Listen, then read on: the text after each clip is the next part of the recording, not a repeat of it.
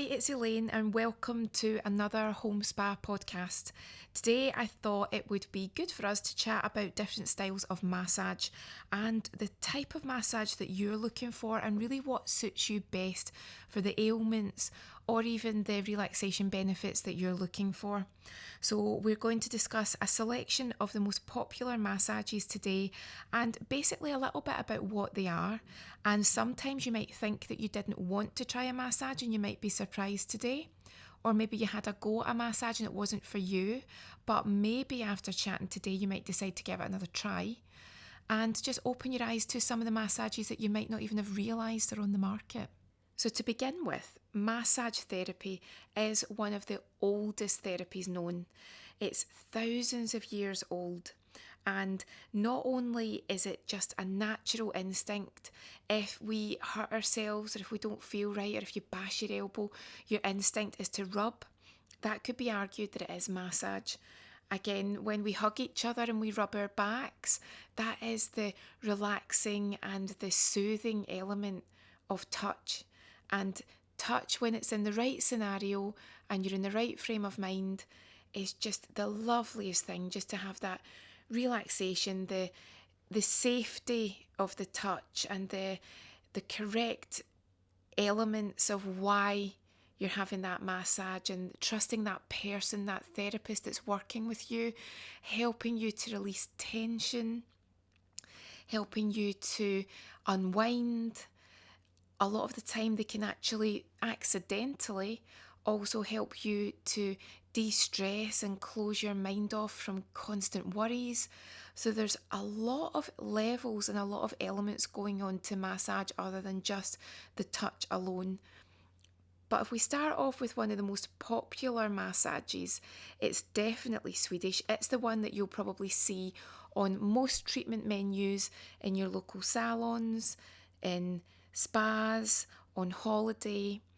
And Swedish massage has its roots in the 1800s, although there are disagreements on who really did bring it to the public. So by all means, do your research. You might obviously be trained already and you'll know a lot about the history of Swedish, or you might be coming at this from a client who's just interested in learning about new types of massage. But there are two names that come up. One is very much about who created it, the Dutch doctor, and the other one is Perling, who is credited as inventing it, Dutch doctor being Johann Georg Mesger. But again, very much decide yourself how much research you want to do, if any at all. You might decide that what you're interested in is actually having the treatment. But with Swedish, you tend to find that a lot of our massage treatments that we do now have their basics within Swedish, because we have our elements such as effleurage, petrissage, frictions. And Swedish is a great introduction to massage if you're new to it. If you're really not sure about what types of specific massages you're looking for, if you've got a lot of tension, or if you don't actually know how much of a depth of pressure it is that you're looking for. So sometimes with massage, people think they might be ticklish, or they think that a massage might hurt them. And it's a good idea with a Swedish to book in or even just visit a salon or a spa before you book in, just to get a feel for the staff and to see how they approach their clients when they're doing their massages. Because sometimes with Swedish, you are told from the get-go that your therapist will listen to exactly what it is that you're looking for and they'll adapt their pressure accordingly. But then obviously just through life, through everyone being different, sometimes you'll get therapists that tend to say this is the one way that they do things and it's their way that they do it. And they would like you to get used to how they do their treatments. So if you don't want to bend to someone else's way, then it's a good idea to look for a therapist that really does tailor it to suit the individual client. And the majority of therapists definitely do tailor to suit. But sometimes when you get someone who is really niche in what they do, they have one way of doing it and it's very much you come to them and they guide you in what's about to happen. So decide yourself in what it is you're looking for. But with Swedish, if you've got muscular knots, if you've got a lot of crunching and cracking when you move your neck, if you feel that the base of your back's quite achy and tight, then it is a brilliant massage for just helping to loosen everything off. There's a lot of movements that really get in there. You can use your knuckles to loosen off tightness. You can really build up a redness in the skin that you may already know is erythema, and that's when we get the blood into the surface. And with that comes nutrients, comes oxygen, also helps to remove a lot of what we refer to as toxins. And what that really is just, stagnant fluid, just lactic acid, just anything that's in the tissues. It doesn't really need to be there anymore. And we can help to encourage that to drain away into the lymphatic system, which is then removed from the body. But it can also be good if someone's got, a lot of stiffness. Sometimes they might even have a little bit of fluid retention.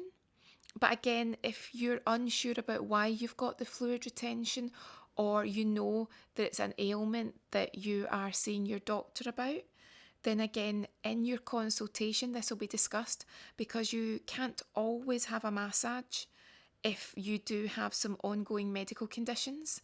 Sometimes we have to modify it, or sometimes you have what's called a contraindication, where there might be a reason why you can't have the treatment. But again, if you want to introduce yourself to massage, or you know that you just want some that really gets into the muscles, then Swedish is a great place to start. And if you don't want a full body, you could start with a back, neck and shoulders, which is a lovely, relaxing, standard half an hour treatment. And by the end of it, it's very unusual if you don't feel loose and relaxed, and like a weight has been lifted from your back, and often from your mind, because again, the power of massage often goes beyond just the physical touch. I would say that equally as popular as Swedish, but very much with its roots in the lighter side of those movements, is aromatherapy massage.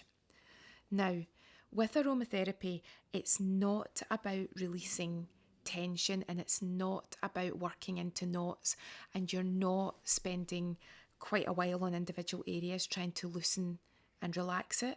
What you are using is essential oils created in a blend specifically for that client, and this massage is all about the process of applying the oils to absorb into the skin.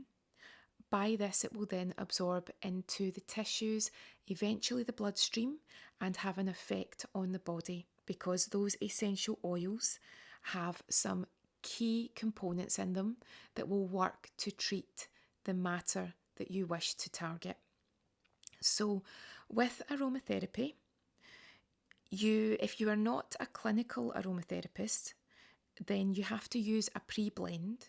But if you're trained in clinical aromatherapy, then it means that the world is your oyster with the blends, and you can use top, middle and base note essential oils to create individual blends to your client's needs.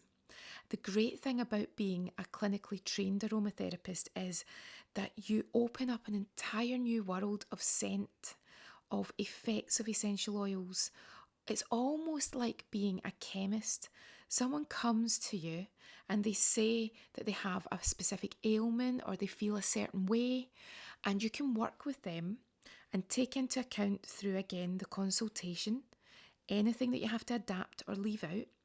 But you can basically create your own unique blend specifically for them with the oils that you have in your kit. So the bigger the kit, the more exclusive your blends can become, because you've got the ability to adapt and evolve, and you can create blends that relax and calm. You can create blends that lift the spirit. If there's ailments there, you can include oils that tackle those ailments. Even the blends of oils you wouldn't think of. Things, when I first heard of frankincense, I'd only heard of it in the Christmas story. And then when you realise that there's actually essential oils out there that have floral tones and woody scents, and they can all work together to create what smells like a beautiful perfume, but is actually not only working on the senses, but working on the body. But again, with aromatherapy, there are also obviously reasons why you cannot use certain oils and why some oils should be avoided. And that can be medical conditions, it can be contraindications where the oils might interact with medications within the body. Sometimes it can be a dislike. If a client is not keen on a certain scent, then it's very unlikely that they will enjoy if it's within a blend. So all of this is taken into account, but with aromatherapy, you will either be offered the clinical aromatherapy blend, where your therapist will blend for you and they will dilute those oils in a carrier oil to perform the treatment specific to you, or it will be a pre-blended oil where you may be asked what you would like to achieve today. So would you like an aromatherapy massage to lift your spirits? Would you like an aromatherapy massage to relax and calm you, to aid you for sleep, to soothe sore muscles? The list goes on. So it's a gentler massage. It's still a firm pressure, but the massage is very much about applying those oils and using deep strokes and careful manipulations and movements to apply that oil with the main goal of allowing it to sink into the skin and do its work. And what we tend to do is ask the client after the massage to avoid showering for at least 6 to 8 hours to really allow those oils to soak in and do their work. And it can be a brilliant treatment to have if you're feeling under the weather, especially if you've got anything that's leaving you a little bit anxious or uneasy.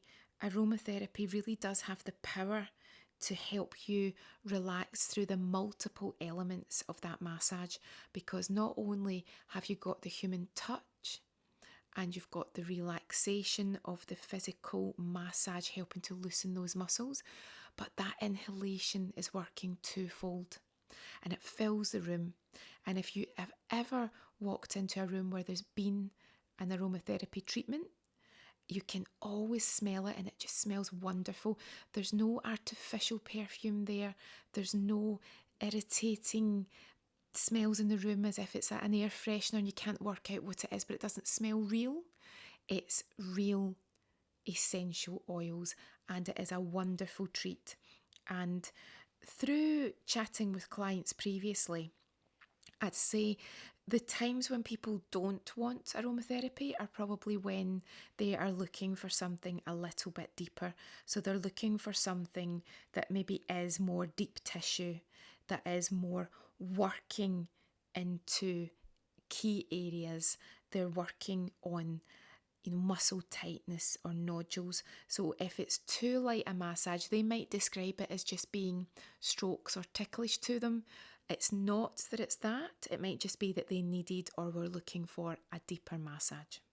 Another massage that's very popular and you might see in quite a lot of establishments is deep tissue massage. So it's like Swedish but added on. So it's deeper and using more pressure than Swedish. It's really about anyone that's got really sore muscles, real tightness, real soreness. There's maybe some ongoing issues there. So maybe someone might have an old injury that they've got clearance to work on, or maybe they've got what they would class as a bad back. So again, they're cleared to have a treatment, but it's very much maybe an ongoing recurrent tightness in their back, or maybe they hold their tension in their lower back, or they hold their tension almost in the glutes area or in the neck. And with a deep tissue massage, it really is a slow and intense massage. If you've got chronic pain, these can be good massages to have. If you're very sporty or you do a lot of exercise, deep tissue could be great. And that also crosses over into your sports massage zone. With sports massage, if you do a lot of exercise or you are prone to injury, then sports massage can be very effective. And it doesn't have to be full body, it can be, but you could even choose to get a sports massage in the lower leg or in the full leg, and you could get a pre-event or a post-event or both. Say you were building up to running a marathon, or you do a lot of work in the gym. It could be very handy to get into the habit of deep tissue or sports massage, because that could actually help you to keep those muscles and those areas and those joints loose and free of injury where possible. So quite often with these massages, you could be anywhere from 15 to 20 minutes if you just want to focus on one part of the body. Say it was the calves, but then it could go all the way up to an hour and a half if you want full body.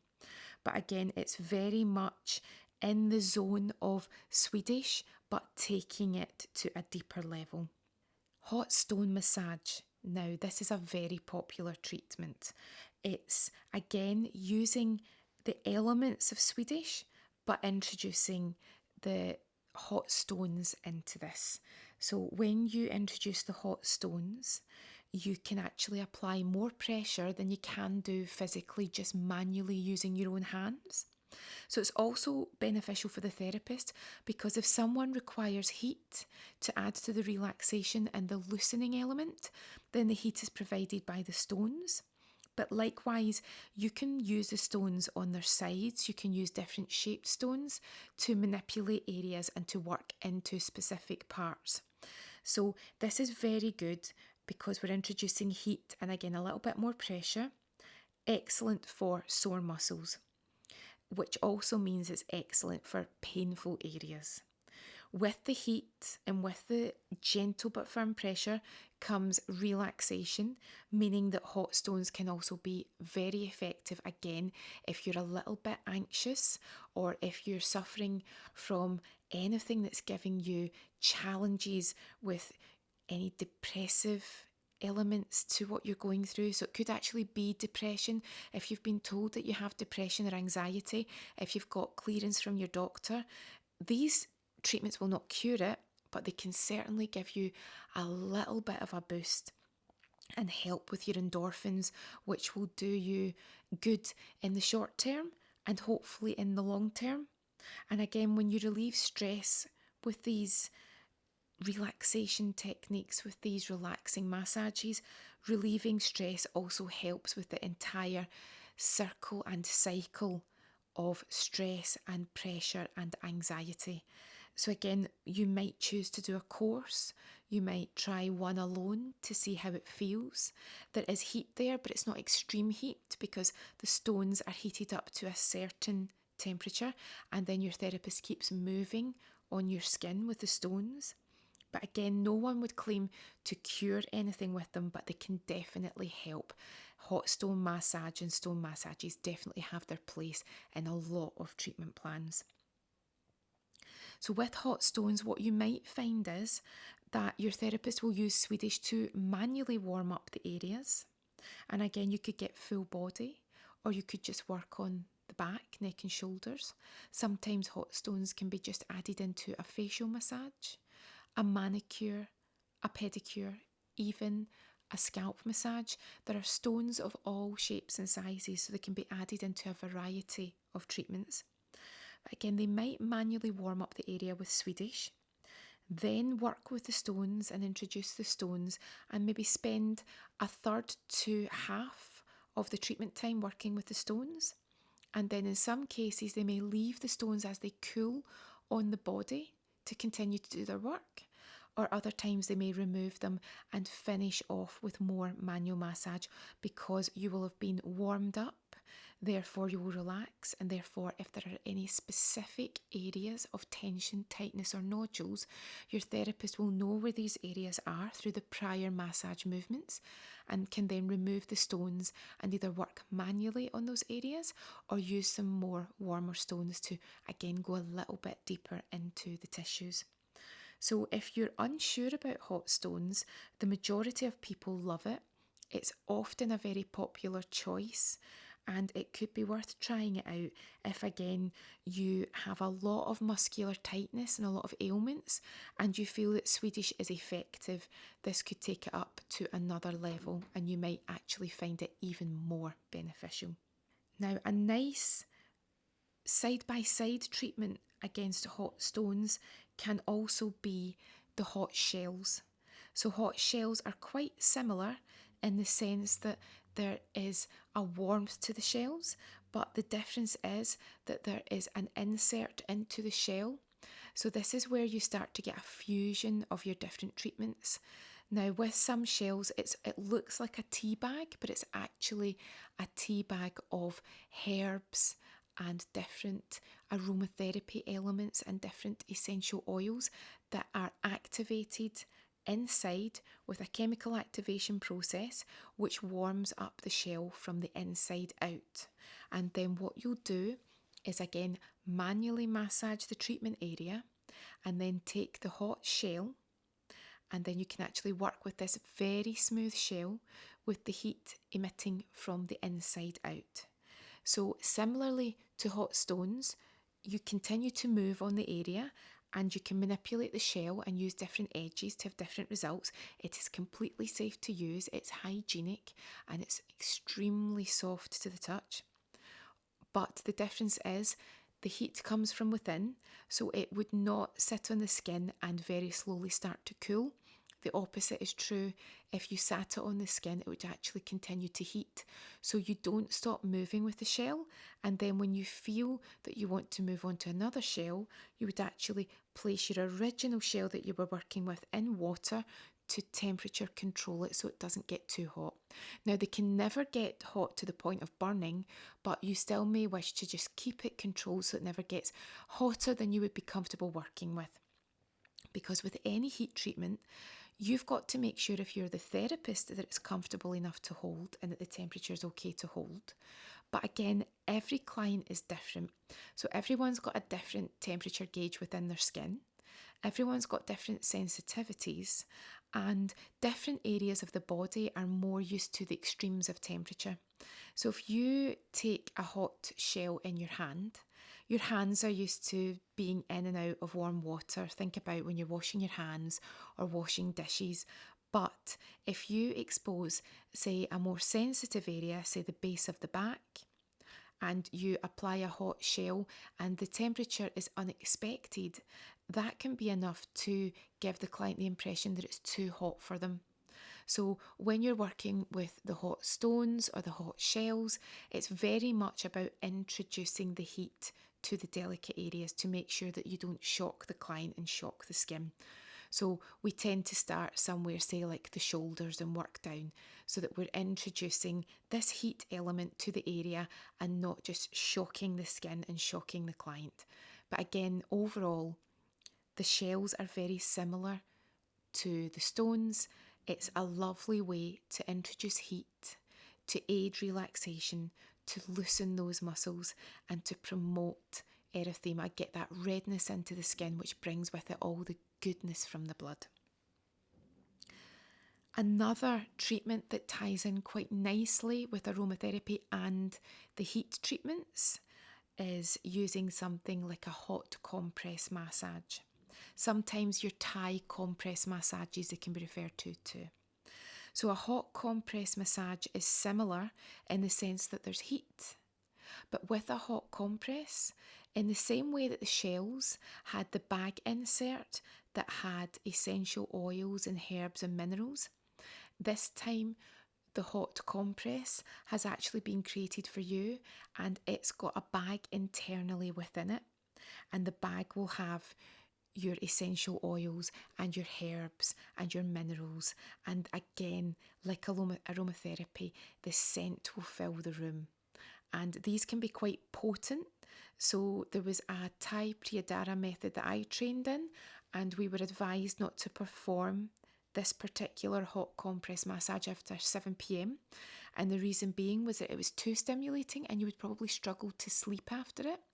But then you'll get different styles of compress, and the compresses will have different ingredients within. So it's very much, again, up to the individual what they're looking for, and as a therapist, what you choose to offer. And with the compress, when you have them pre-made, they are each sealed in pairs in their own packaging. So one client gets their own pair and then they're disposed of. But what you'll find is that they've got a handle that we can pat and dab and we can twist on the skin. And because it's muslin cloth that they're in, there's an added benefit of both exfoliation on the skin when you're using them, and also a depth of pressure that feels quite nice and quite relaxing. So if you're dabbing a hot compress on the skin, you get that intense heat and then it lifts and then heat and it lifts and it's quite quick. But then when it's warm and you're maybe pulsing on the skin and twisting and lifting the compress, that slight exfoliation and the slight work against the skin, it's not an irritant by any means, but when there's a slight roughness to a muslin cloth, that can actually be quite relaxing too on the skin because it's stimulating those nerve endings. So it can be a very effective treatment, again, if you've got tight muscles or you're in need of some serious relaxation. And the way that we heat up the compresses is that we steam them. And we steam them to a certain temperature, and then when we work with them, they're hot and they very gradually cool down again. And we can move back to manual massage and we can have them heating up. And one compress could be heating while you're working with one. And when you feel that that one started to cool, you can put it back into the heater and bring out your hot compress again. And as I say, it's another treatment where the scent really does fill the room. So it's, again, not just about the touch, it's also about inhaling the elements of those ingredients in those compresses too, and the results can be quite significant. Sometimes a single treatment can be enough to really feel a difference, but you may choose to continue on a course of treatments to really see the benefits and results kick in. Reflexology massage, again, its history is steeped. There's so much to read about reflexology, and it can be a divisive massage in the sense that you're working with pressure points on the foot, on the hand, on the ear, and they all correspond with parts of the body. And you'll get people that swear by it, and you can have reflexology to treat specific conditions within the body. And again, there will be people that will swear from treatment number 1 they saw a result. Sometimes, again, a course of 4 to 6 is recommended to see a result. But then you will get people that simply don't believe in it. Now, if you don't believe in it but you enjoy a foot massage, then by all means have a reflexology massage, because at the end of the day, even if you don't believe in the benefits of the pressure points and the trigger points, you're still going to enjoy a very nice, very relaxing foot massage. It's not ticklish, which can be what puts a lot of people off. It's a firm massage. Again, it's got the power to massage the full body through the foot, but it's also so relaxing and it's such a nice depth of pressure that it's quite a frequent massage to watch clients fall asleep to, because it's just so comfortable. The feet take a pounding. We use them every day. We squeeze them into shoes that might not be the most comfortable. We walk about, we run, we do exercise, we stand for hours on end depending on what job we do or if we're cooking, and your feet very rarely get a treat. So with reflexology, it's a great body balancer.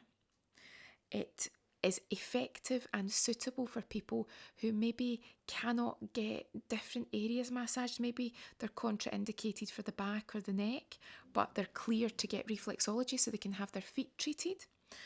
It's also very good for someone that's not necessarily keen on being touched on the body. And sometimes it's handy for someone who, for any reason, isn't comfortable in what's involved through having a full body massage or a back massage. So all you're exposing is the feet. With some reflexology routines, they might ask you to expose up to the knee if they want to do some massage on the front of the leg and the calf. But again, each therapist is different. So you would just speak to each individual and say what you are comfortable with. So it's very good for someone that maybe is just comfortable with their foot being exposed and nothing else. So with reflexology, you're working on pressure points and you're moving over the front and the base of the foot. And depending on the style of reflexology, there are some styles where there is no discomfort involved at all, but there are some methods where if there is a little bit of discomfort with the client, your therapist will ask you if an area feels tender or tight or sore. And if they can see in your face by reading your body language that there's a bit of discomfort somewhere, or if you tell them that an area feels tender, then in some methods they will then hook in and they will work on that area with the belief that you can release it and you can release the tension and what's causing it and where it responds to within the body. With other methods, they don't do this, and it's very much just about working and covering the entire foot to massage the body, and there is no focus on working on areas where there is any tension or tightness. There's no moving over a zone again and again until you release it. So again, different methods, different results. But if you're interested in reflexology, there are charts that you can access online. There are charts that relate to the hand, the foot, the ear. You can also have facial reflexology too. And what your reflexologist can tell you, if you're interested, is what they've found in the body afterwards. And again, they will never diagnose anything, but they can tell you if there might have been an imbalance somewhere because they can feel it. Sometimes it's described as when they're pressing in with their thumb, it can be described as they can feel like a bubbliness under the skin, or sometimes it's described as graininess or sandiness, or sometimes as a little bit of puffiness in areas. And again, no one that's professional will diagnose you with a condition, but they can definitely work with you. And if you do have any ailments, for example, sometimes people ask to be treated for something, say like eczema, or they might have an ailment, another one could be maybe headaches. So they will not claim to cure and they will not diagnose, but they can work with you. And again, they can create a program of treatments designed to work in conjunction with your doctor to see results. So reflexology could definitely be one to look at if you would like to try a foot massage, or if you know that you already do like foot massage and you'd like to see exactly what's involved. A popular treatment that you might have heard of is Indian head massage. It is a very popular treatment, and again, its roots date back, and there are lots of different ways to do it. There are elements again that you'll recognise from Swedish massage, and a lot of the time if you've had a scalp massage, even if it's at the hairdressers, they've offered you a scalp massage, there's elements of Indian head there. Sometimes you might hear it called chair massage because you can perform an Indian head in a chair. It's an effective treatment if you would like a back massage, maybe your shoulders or your arms, but you'd like to keep your clothes on. Now, you don't have to keep your clothes on, but the choice is definitely there. Some people choose to wear a vest or something light and loose, but in theory, you can work through clothing, so there's no issue there. It's also one of the massages where you don't need a massage medium. So by all means, when you're doing the hair and the scalp, you can use a little bit of oil or a bit of balm, but you don't have to. So you can use it dry. So it can be very effective if someone's looking for a taster, or maybe they can't get onto a treatment bed for mobility issues. Maybe again, they're not good with massage, or they don't know how they'll be with touch. So Indian head or chair massage could be a great introduction to that. And again, we can work with pressure points, we can incorporate Swedish. It's really effective, again, on the scalp, particularly because that is an area filled with sensitive nerve endings. You can work on the neck. So many people don't want a back massage, but they'd like a neck and shoulder massage, so it's perfect for that. And you can use your body weight on some of the elements of it to really work on those shoulders.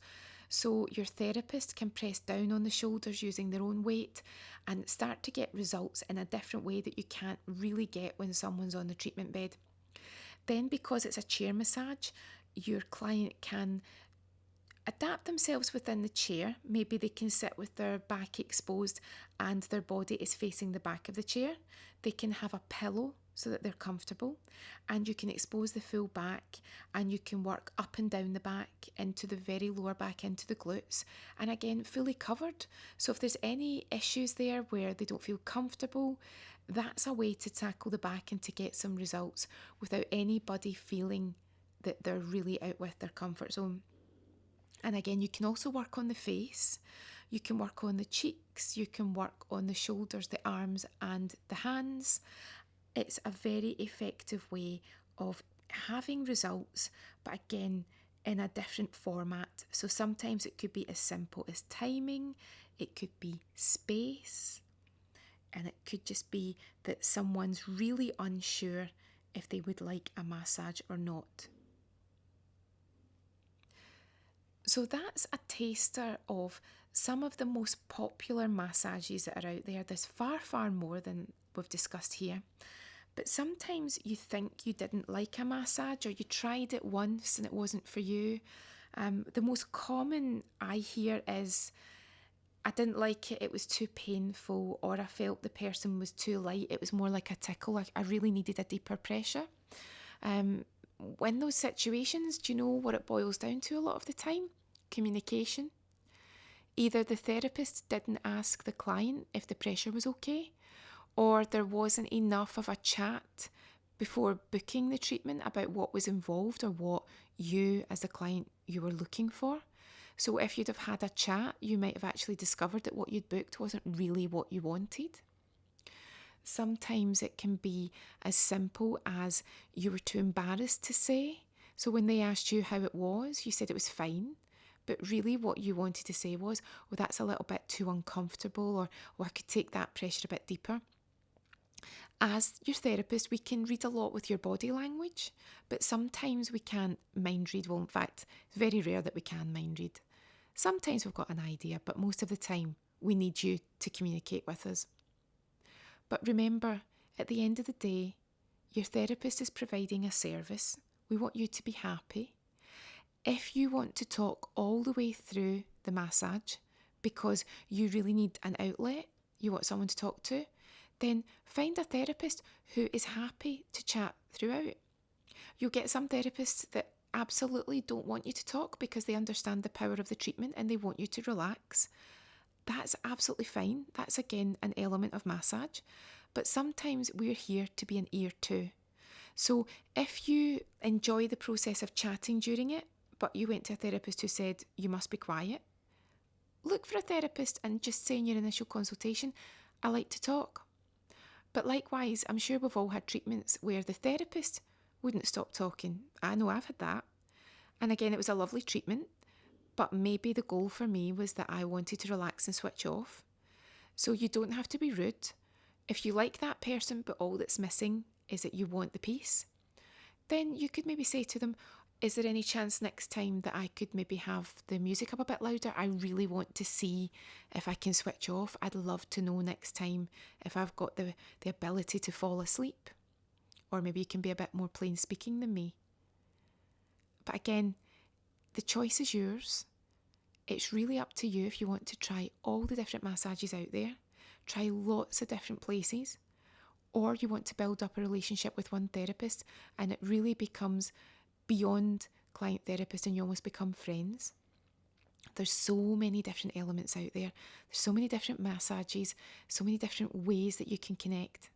But overall, I hope that you found this useful, and I'd love to hear your comments on different massages that you've had, maybe some massages that we've not included in this podcast, and any of your experiences, funny, unusual, anything that you think I'd like to hear, just comment and let me know. And we'll speak again soon.